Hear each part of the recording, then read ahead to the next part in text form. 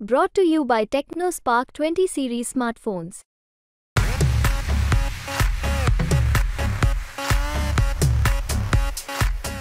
बारामती लोकसभा मतदारसंघामध्ये सध्या ननंद विरुद्ध भाऊजाई असाच सामना रंगणार आहे.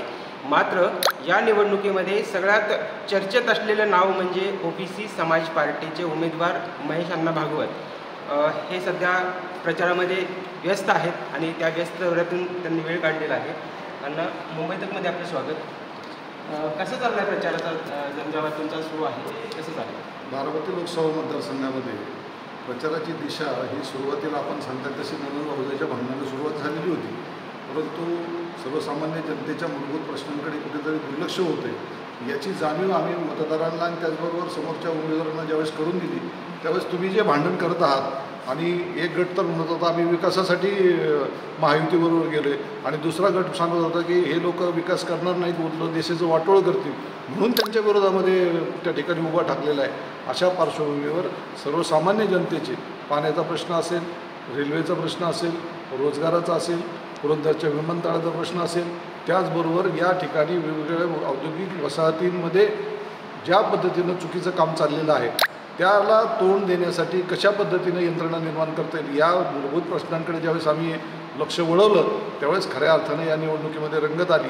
आणि आपण सांगताय ते खरं आहे, परंतु या बारामती लोकसभा मतदारसंघामध्ये धोरण एकच चाललं आहे, जनता बचाव नाही, बेटी बचाव आणि बीवी बचाव. तर आमचं जनतेला सांगणं आहे की या बेटी बचाव किंवा बीवी बचाव याच्यापासून तुम्ही स्वतःला बचवा आणि या बारामती लोकसभा मतदारसंघामध्ये एक चांगला पर्याय म्हणून आपण बारामती लोकसभा मतदारसंघाचं प्रतिनिधित्व करण्याची संधी मला द्या. हे ज्यावेळेस आपण जनतेपर्यंत जाऊन सांगतोय एक चांगला परिणाम त्याचा सकारात्मक आम्हाला दिसून येतो. तुम्ही कोणते मूलभूत प्रश्न घेऊन लोकांपर्यंत पोहोचतात, लोकांपर्यंत कोणती मुद्दे घेऊन मतं मागता? मी 2006 सालापासून या पाणी नियोजनावर एक अभ्यासक म्हणून काम करत होतो आणि त्याचा एक खूप चांगला ड्राफ्ट प्लॅन मी वेळोवेळी सत्ताधारी जी काही मंडळी आहे त्यांच्याकडे मी 2006 सालापासून त्याचा पाठपुरावा करतो आहे. मी माझ्या माहितीपत्रकातसुद्धा हे छापलेलं आहे, कारण ज्या मूलभूत प्रश्नाला आज पाण्यासारख्या जीवदायी विषयाला जर लोकांना तोंड देण्यासाठी त्या ठिकाणी वणवण भटकावं लागत असेल तर त्याच्यासारखं दुर्दैव कुठलं नाही. आणि याची जाणीव 2006 साली म्हणजे आजपासून जवळपास 18 ते 20 वर्षापूर्वीपासून मी त्याचा पाठपुरावा करत आहे. परंतु या सगळ्याकडं अक्षम्य दुर्लक्ष हे पाण्याच्या नियोजनाबाबतीत त्या ठिकाणी झालेलं आहे. पाण्यामुळं अनेक गोष्टींना त्या ठिकाणी लोकांना समस्येला तोंड द्यावं लागतं. वास्तविक पाहता या परिसरामध्ये उजनीसारखं देशातलं दुसऱ्या तिसऱ्या क्रमांकाचं सर्वात मोठं धरण आहे आणि या परिसरामध्ये आत्ता पाण्याचं प्रचंड दुर्भिक्ष जाणवत आहे. टँकर सुरू आहेत आणि शिरापूर, पेडगाव, वडगाव, दरेकर अशी जी काही गावं आहेत त्यांनी या निवडणुकीवर सुद्धा बहिष्कार घालण्याची सरकारला विनंती केलेली की आम्ही या निवडणुकीमध्ये सहभागी होऊ इच्छित नाही. तर हे अतिशय दुर्दैवी आहे. पाण्याचा प्रश्न असेल, पुरंदर विमानतळाचा प्रश्न असेल, रेल्वेचे प्रश्न असतील, या सगळ्या बाबींकडं जे अक्षम्य दुर्लक्ष या मागच्या काळामध्ये झालेलं आहे.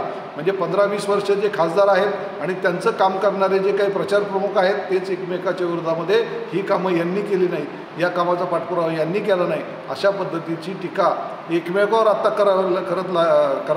करत आहेत. वास्तविक आता वर्षापूर्वी वेगळं झालेलं हा परिवार आता गेल्या 20 वर्षाचा इतिहास लोकांच्या डोळ्यासमोर हटवून बीवी बचाव आणि बेटी बचावचं धोरण जर राखणार असेल तर त्याला सर्वसामान्य जनताही उत्तर दिल्याशिवाय राहणार नाही. गेली 50 वर्ष जवळपास पवारांची जिल्ह्यावर सत्ता आहे. असे कोणते प्रश्न जाणवत आहेत की जे पवारांनी सोडवलेले नाहीत आणि जे सोडवायची संधी तुम्हाला मिळते?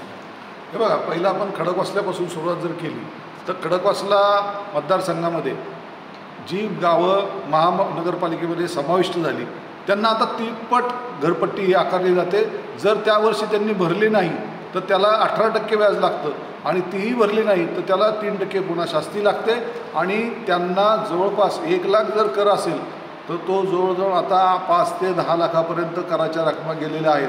माझ्या माहितीप्रमाणे 35,000 मालमत्ता या जप्तीसाठी पुणे महानगरपालिकेने त्या ठिकाणी कार्यवाही सुरू केलेली आहे. काही ठिकाणी तर बांधकामं तोडली देखील आहेत. त्या परिसरातील जनतेचं म्हणणं असं आहे की जेव्हा ग्रामपंचायत त्या ठिकाणी अस्तित्वात होती त्यावेळेस त्या ग्रामपंचायतीने आम्हाला नियमितपणे त्या बांधकामाची परवाने दिलेले आहेत, त्यानुसार आम्ही बांधकामं केलेली आहेत. जर महाराष्ट्रामध्ये झोपडपट्टी पुनर्वसनाच्या बाबतीमध्ये सरकार धोरण आखत असेल तर आता चालू असलेली शहर व्यवस्था का त्या ठिकाणी काढून टाकण्याचा घाट हा घातला जात असेल, त्यांच्या शास्तीमुळं किंवा त्यांच्या याच्यामुळं काही लोकांना तर आत्महत्या करण्यापर्यंतचे पर्याय हे त्या ठिकाणी शोधावे लागत आहेत, हे दुर्दैव आहे. दुसरा आला पुरंदरचा विषय. गुंजवणी प्रकल्पातून पाणी पुरवठ्याच्या योजना असतील, शेतीचा पाण्याचा प्रश्न असेल, गेल्या 10 वर्षापासून त्या ठिकाणी LNT सारख्या कंपनीला काम करू दिलं जात नाही. 354 कोटी रुपयाची योजना आज 1700 कोटी रुपयापर्यंत त्या ठिकाणी गेलेली आहे. हे सुद्धा त्या ठिकाणी अक्षम्य नियोजन नसल्याचं लक्षण आहे. बारामती तालुका आपण घ्या, कुठेतरी बारामतीतले 4-2 रस्ते सोडले तर उर्वरित बारामती तालुक्यांमध्ये आत्ता टँकरने पाणी पुरवठा सुरू आहे. हेही त्या ठिकाणी या मंडळींचं आपण दुर्लक्ष हे समजून घेऊ. दौंड तालुका असेल, दौंड तालुक्यामध्ये MIDCचा प्रश्न आहे. आपण ज्या ठिकाणी आता कुरकुम MIDCमध्ये बसलो होतो, आता आल्यानंतर तुम्हाला त्या ठिकाणी छानपैकी सुगंध आलेला असेल, जो बारामतीमध्ये किंवा इतर ठिकाणी येत नाही. त्याचं कारण असं इथले प्रदूषणाचे प्रश्न आहेत. म्हणजे प्रत्येक तालुक्याचे वेगवेगळे प्रश्न त्या ठिकाणी आहेत आणि हे सोडवण्यासाठी या मंडळींनी कधीही गांभीर्यपूर्वक प्रयत्न केलेले नाहीत आणि त्याचा जाब ही जनता त्या ठिकाणी विचारणार आहे. तुम्ही OBC बहुजन पार्टीच्या माध्यमातून निवडणूक लढवत आहात. या लोकसभा मतदारसंघातली जातीय समीकरणं कशी आहेत? तुम्हाला खरंच असं वाटतं का सगळा OBC समाज जो आहे तो तुमच्या मागे ठामपणे होतो? हे बघा, या महाराष्ट्रामध्ये गेल्या वर्षभरापूर्वीपासून ज्या पद्धतीचं चुकीचं आंदोलन करण्याचा प्रयत्न काही मंडळींनी केला, वास्तविक पाहता त्या मंडळींना आम्ही मंडळी वेळोवेळी समजून सांगत होतो की मराठा समाजाला एक स्वतंत्र आरक्षण देण्याचं महाराष्ट्र शासनाचं धोरण आहे आणि त्या धोरणाला आम्ही प्रामाणिकपणे तुम्हाला पाठिंबा देत आहोत. आणि मराठा समाजात खूप वंचित लोक आहेत, अनेक गोरगरीब जनता त्या ठिकाणी या मराठा समाजामध्ये आहे आणि त्यांना न्याय देण्यासाठी महाराष्ट्र शासनानं 10% आरक्षणसुद्धा दिलेलं आहे. स्थानाला धक्का लागण्याचा बहुतेक हा विषय होऊन बसेल आणि आपसातले जे काही वाद असतील, ठीक आहे, टीकाटिप्पणी करणं, वादविवाद करणं हा आपला राजकारणी स्थायीभाव जरी असला तरी वैयक्तिक टीका ही करू नये अशी माझी आपल्या मार्फत त्यांना विनंती आहे. अगदी शेवटचा प्रश्न की काय आवाहन कराल? 7 मेला मतदान होत आहे, मतदारांना काय आवाहन कराल? मतदारांना 2 गोष्टींचं आवाहन मी करेन. झुंडशाही आणि प्रस्थापित घराणेशाही याच्या विरोधामध्ये धनशक्ती विरुद्ध जनशक्ती आपण नेहमी म्हणतो, परंतु खऱ्या अर्थाने त्याचं प्रतिबिंब या बारामती लोकसभा मतदारसंघामध्ये उमटणार आहे. माझी आपल्याला नम्र विनंती आहे, कुठल्याही झुंडशाहीला किंवा दडपशाहीला किंवा हुकुमशाहीला बळी न पडता उद्या जे माझं चिन्ह आहे ट्रक, 23व्या क्रमांकावर हे चिन्ह आहे, त्या ट्रक या चिन्हासमोरील बटन आपण दाबा आणि तुम्हाला विकासाचा ट्रक हा या बारामती लोकसभा मतदारसंघातून दिल्लीच्या संसदेवर नेऊन पोहोचवा. आपले 3 मूलभूत प्रश्न आहेत ते सोडवण्यासाठी महेश भागवत त्या ठिकाणी आपलं रक्ताचं पाणी करेल आणि ते प्रश्न सोडून OBC, वंचित, बहुजन, दलित आणि मुस्लिम यांच्यावर जी दडपशाही आणि हुकुमशाही चालू आहे ती बंद करण्याचा प्रामाणिकपणे प्रयत्न करेल. एवढीच मी या निमित्ताने ग्वाही देतो. निश्चितपणे खूप खूप धन्यवाद.